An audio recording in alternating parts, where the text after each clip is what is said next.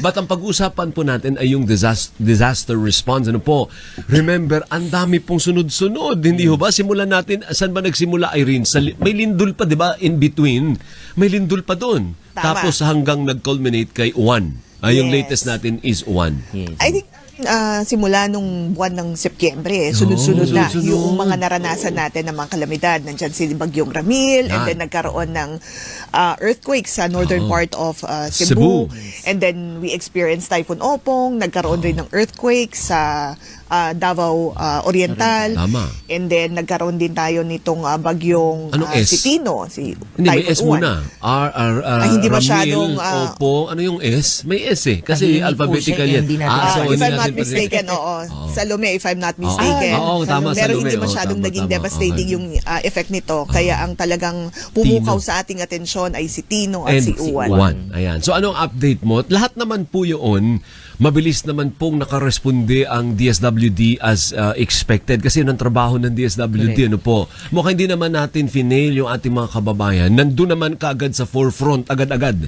Well, Alvin, batay naman doon sa ating mga pagbisita doon sa mga lugar na naapektuhan, talaga na-appreciate nila yung tulong ng DSWD kasi bago pa man po tumama yung mga bagyo, yung mga kalamidad, ay nandun na po si DSWD nakapag-preposition na tayo ng goods. Sa kasalukuyan, mahigit 1.4 million family food packs na yung naibahagi natin sa mga lugar na naapektuhan nitong si Bagyong Tino at ni Juan. In fact, Alvin, kahapon, kagagaling natin ng Hinunganon, Southern Leyte. Napakalayo pala nito, dulo rin ito ng Southern Leyte. At talagang dumapa yung lugar. It's near the Pacific Ocean at isa ito dun sa mga unang tinamaan. Malapit na kasi siya sa Surigao del Norte. Kaya ito yung mga naunang tinamaan ng Bagyong Tino at talagang nakakaawa yung pong kanilang lugar. Nagtungo rin tayo sa Negros Occidental, nakipagpulong si Secretary Rex Gatchalian, doon rin po sa mga local chief executives kasi hindi lamang sa family food packs tayo tumutulong. Nandun rin tayo doon sa early recovery, particularly yung pagbabahagi ng financial assistance para magamit sa pagsasaayos ng mga nasirang kabahayan at kabuhayan ng ating mga kababayan. Saan kayo punta sa Negros? Actually, buti highlight mo kasi may mga nagpapaabot sa akin. Mga taga-Negros ako na, Alvin, bakit ganun? Ba't puro ang focus ninyo Cebu sa coverage? No, they're talking about the coverage and prominence sa media. Bakit puro kayo Cebu? And ang laki ng damage din sa Negros. Where did you go in Negros the other day? Actually, we had a meeting with the local chief executive sa Bay Bacolod. Pero ngayon, nandun uli si Secretary Rex Gatchalian, kasama po si President Marcos Jr.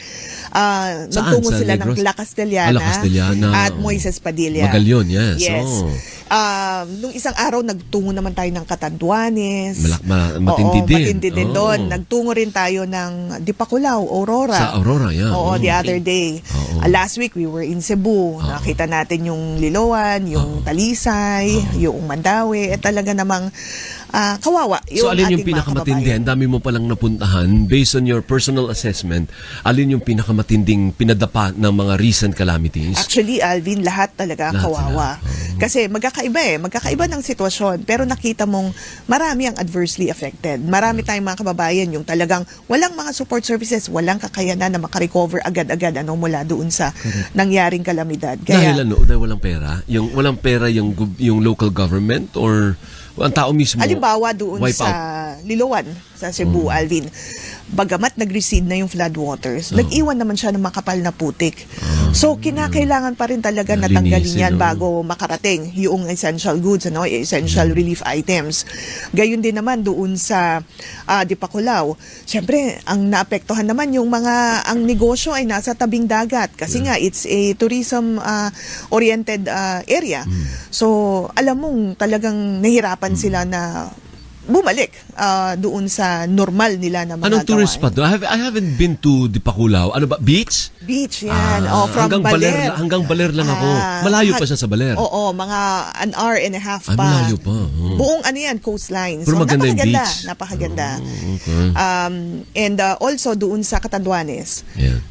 Talaga namang yung mga Northern daw, apektado. farmers natin doon ay talaga rin namang apektado. Even